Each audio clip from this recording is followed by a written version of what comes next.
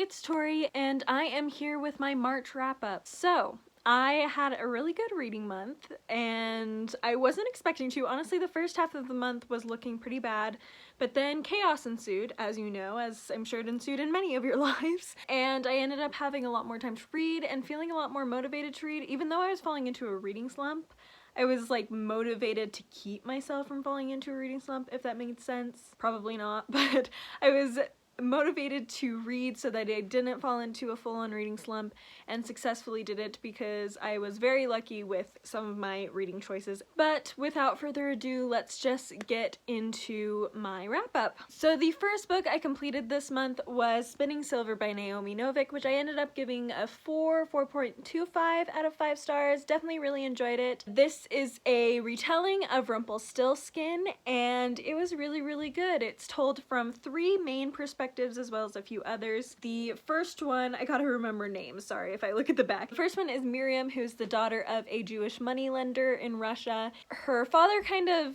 isn't very forceful in his job. He's not willing to ask people to pay him back. And so she takes the business into her own hands so that her family can survive. She's just a very strong-willed person. However, she does gain the attention of from some unwanted places. Second, we have Irina, who is not very pretty, but her father really wants to sell her into marriage to the Tsar. That sounds awful, but he really wants her to be able to be married to the Tsar, and in order to gain that power. And then we have, who's the other one? The other one's not on the back. Give me a second. The third one is Wanda, who is the daughter of a very abusive man, and she is just searching for a way out of her sad situation.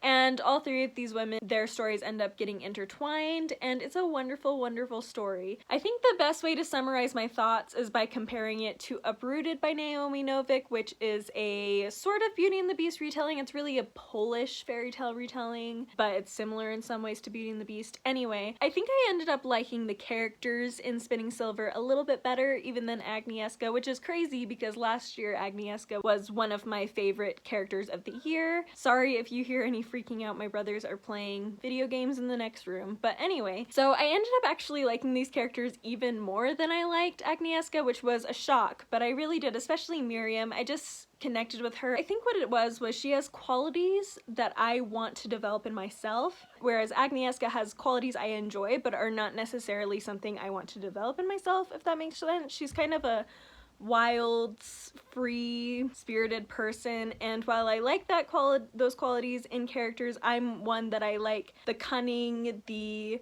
intelligent, very strong women in that sense, in that they're very wise and intelligent. Even though I like the free-spirited, I will just live my life in the woods kind of characters as well. I also liked the romance better in this one. I feel like all the men in both books are very similar personality-wise, but especially the romance with Miriam I really liked. I don't know, I just felt like it developed in a way that I could accept a little bit better and enjoy a little bit better than the Uprooted romance. I just felt like the Uprooted romance was just very rushed, and I felt like this one was a little more slow burn, and I just like that a little bit more. And Uprooted had a trope in its romance that's not my favorite, and this one kind of does too. It's like the same trope, but it's done in a way in this one that I can be more comfortable with it, if that makes sense.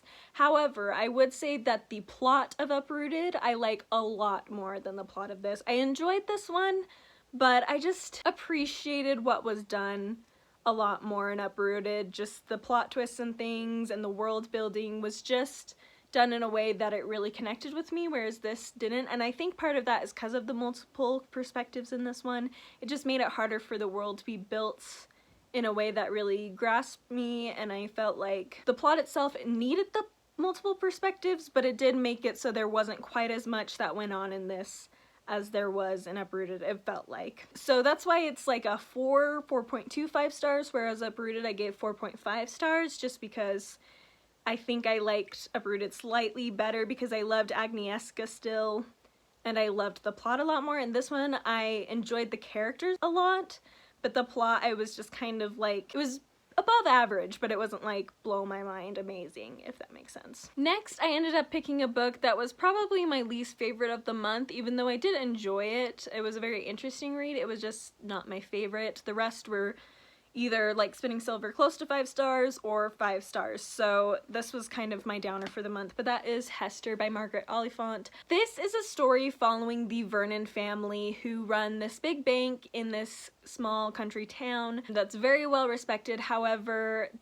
one generation comes along where a man named John Vernon is leading the bank, and he ends up almost running it into the ground. However, it is saved by his cousin Catherine. In the meantime, he takes his wife and runs away, whereas Catherine stays and continues running the bank. Several years go by and John Vernon ends up passing away, so his wife and daughter are invited by Catherine to come and live in a home that she has provided for them.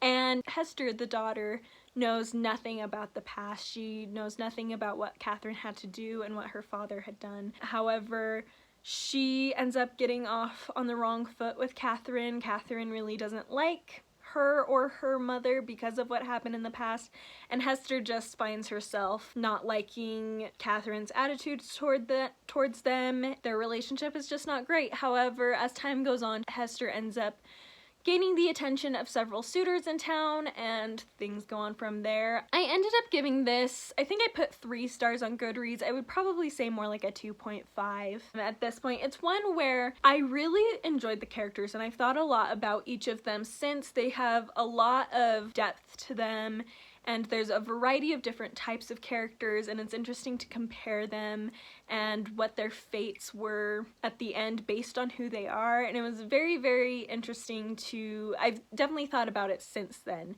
However, the first half was honestly really, really boring. It took a long time for things to really pick up and start happening. There was a lot of scenes that felt very repetitive, just like a lot of balls and things like that, which is fine. I just like dramatic classics the best. I like the gothic, the sensational. I mean, I like Thomas Hardy, and so that's not necessarily gothic or sensational, but I just like a little bit more drama in the plot than this had, I felt like, and so I ended up being a little bored with it, to be honest, throughout the whole thing. That being said, I would recommend it, especially if you're interested in like proto-feminist classic literature, because this definitely has a lot of that, discussing women and their capabilities and rights to be able to go out and do something with their life beyond just being a mother and staying at home and running the household. It's a very, very interesting book.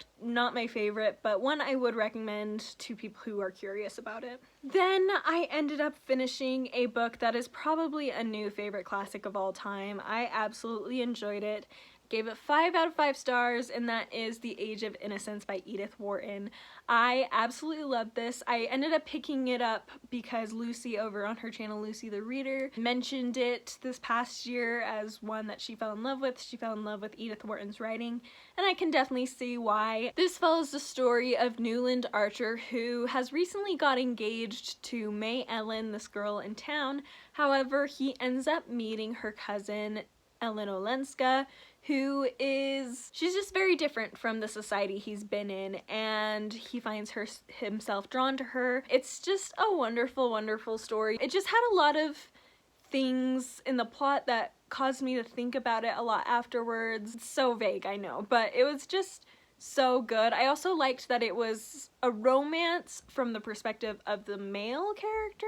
Most of the time it's from the perspective of the woman, for obvious reasons. The majority of people who are going to be reading a romance are women, so it's nice to have the main character be someone they can relate to a little better.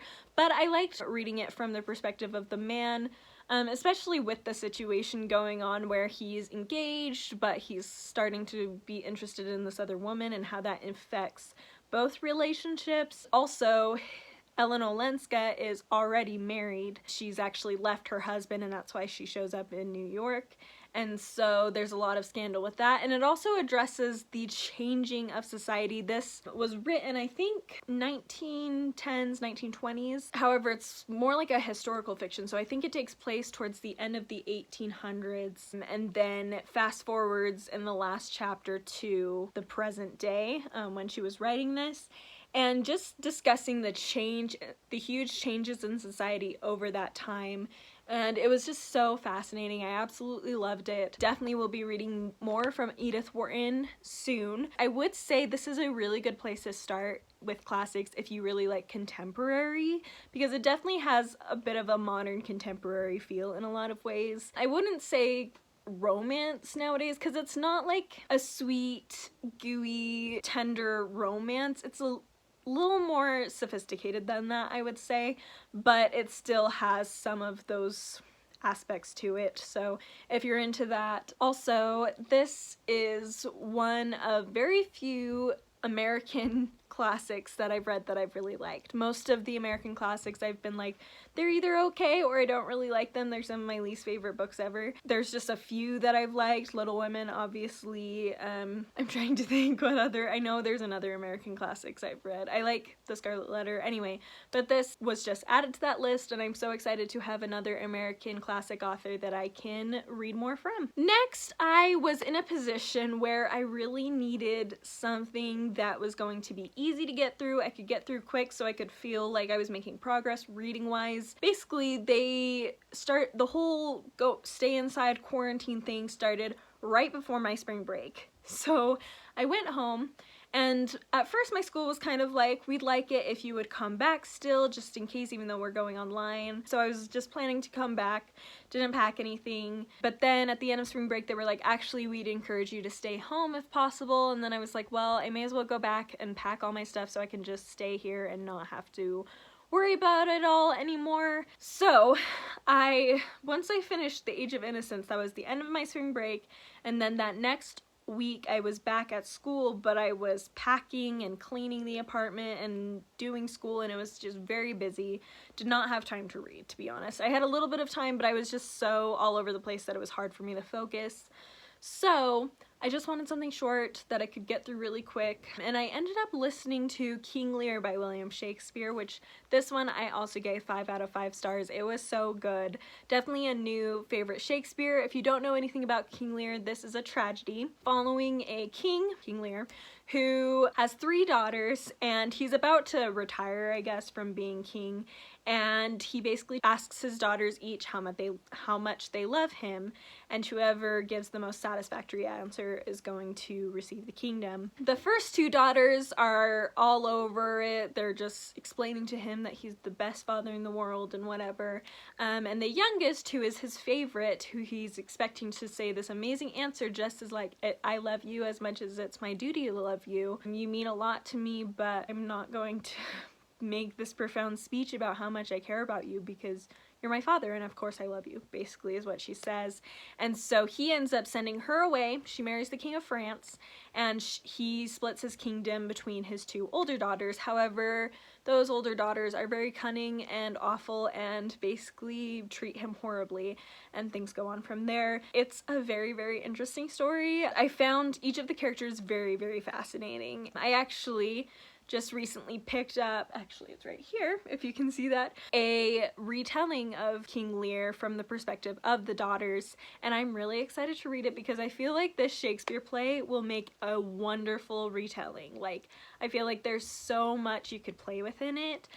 Some of his other works definitely can make a good retelling, but I feel like I don't expect quite as much from retellings of those. Like Othello, for some reason, isn't one that I could see as a really good retelling. It's just good on its own. But King Lear, I feel like you can play around with a lot. So I'm really excited to pick that up when I'm able to. I think my only complaint, and this is a complaint about basically all of Shakespeare's tragedies, is that I feel like they all end. If you know it's a Shakespeare tragedy, you know it ends with a lot of good people dying, but the bad guys still die. Like, the bad guys still get their comeuppance, so to speak. I just sometimes wish when I read a Shakespeare tragedy that, like, the bad guy will, like, end up becoming king, or, like, so it's, like, a horrible ending, I know, but I just want something where the bad guy doesn't get his comeuppance, where the bad guy ends up on top. And I know I'm not going to get that probably out of Shakespeare. If you know of a Shakespeare play that does something like that and plays around with that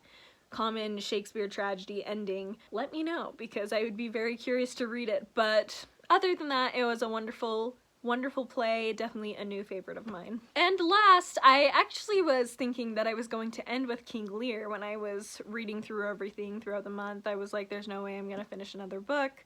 I just am too stressed with everything going on. But then I came home and I ended up being like, man, I have plenty of time to read. I'm motivated to read. We're just gonna do this.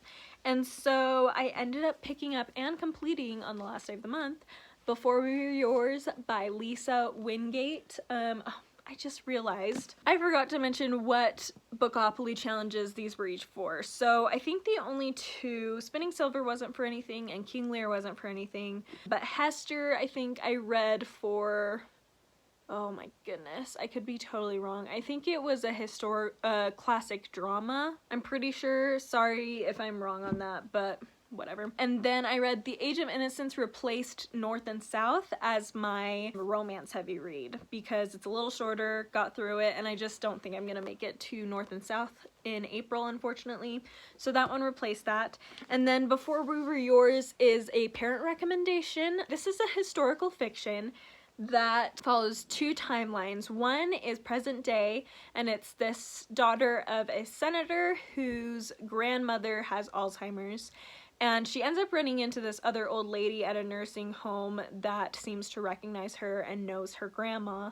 And she ends up getting swept up in this mystery of what's going on with this lady and her grandma and how they're connected. And then the other timeline is following children who were involved in the Memphis, Tennessee Children's Home Society, which, if you haven't heard of this, which I hadn't, it's a horrible, horrible thing. Basically, in the early 1900s, I think starting in the 1930s, during the Depression, there was this woman named Georgia Tann who started up these orphanages, essentially, to start adopting out children. And it was very interesting because she did a lot to get rid of the stigma of adoption and of orphans, and a lot of wealthy people would essentially buy these children from her, even though they didn't quite understand that that's what they were doing because she was not a good person. But she did help get rid of those stigmas and things. However, it was discovered in the 50s, about 30 years after she started, it was discovered that she did not treat these children well. First of all, some of them were children where their parents didn't want to completely give them up. They just wanted to place them in these homes so that they could be taken care of and fed while the parents got back on their feet, and then when the parents were ready, they could come back and get them. However, Georgia Tann would adopt those children out regardless of whether the parent was going to come back or not. She literally kidnapped children off the street to sell them and adopt them out. In these homes, there was a lot of abuse going on, malnutrition problems. In fact, it has been said that Georgia Tann is one of the most prolific serial killers of all time, because we have no idea how many children died in these homes and were killed in these homes because their bodies were just thrown in rivers and they would just disappear. No one knows how many children disappeared. Siblings were separated. It was just a horrible, horrible situation. So we follow actually the old woman that the senator's daughter in the other perspective meets, her story as a child, starting when she was 10. She was the oldest of 5 children. She had 3 younger sisters and a younger brother, and they were kidnapped by Georgia Tann and taken in, and it just shows her experiences. Definitely a lot of trigger warnings for any kind of abuse, sexual, verbal, emotional, physical abuse, anything like that. Even some suicidal thoughts are involved in this. It's a lot. Sometimes I don't like dual perspectives, but I feel like in this case, first of all, it helped to bring the story together in the end, I felt like, because there's things, obviously, when she was a child, she wouldn't learn until she was much older, and so it played with that. There was also, in the historical perspective, there was a lot of horrible things going on, and so having those chapters in between of like present day where it's not quite so intense and not quite so awful, it was a nice balance for me, because I feel like if the whole book was just that historical perspective and all those horrible things, I would have just, I don't know if I could have handled it. It was a lot, especially in the middle. There's just a lot of horrible things that happen that are gonna haunt me forever. But for me, that is a mark of a wonderful book. I was sucked in very early on. It did take me a few chapters, I will say that, to really get the story going, but once it did, I was so sucked in. It destroyed me. It was wonderful, and I gave it 5 out of 5 stars. Definitely a new favorite for the year, if not for all time, but definitely really good, and I'm glad my mom suggested it for me. So yes, that is it for that. As for what I'm currently reading, I'm filming this April 3rd, and I have already completed in the past couple days Percy Jackson and the Lightning Thief, which I enjoyed, spoiler alert, and I had a lot of fun with it. I'm also currently listening to on audiobook Leonardo da Vinci by Walter Isaacson, I believe is his name. If not, there's the cover, you can read it there. This is just a nonfiction about Leonardo da Vinci. I got a hankering for some Italian Renaissance type stories, and I was like, I'm gonna read more about Leonardo da Vinci, because why not? And so I'm really enjoying it so far. And then I'm also currently reading The Secret Life of Bees. You can't see the cover, but it's by Sue Monk Kidd, and I'm really enjoying this as well. This is another historical fiction since I've been in the mood for them, and it's only about 300 pages, so I'm sure I'll finish it in the next couple of days, but definitely really good, and I'm excited to tell you more of my thoughts on it at the end of the month. So anyway, that is it. Thank you so much for watching. Let me know down below some books you recently read, as I would love to know, and I will talk to you next week.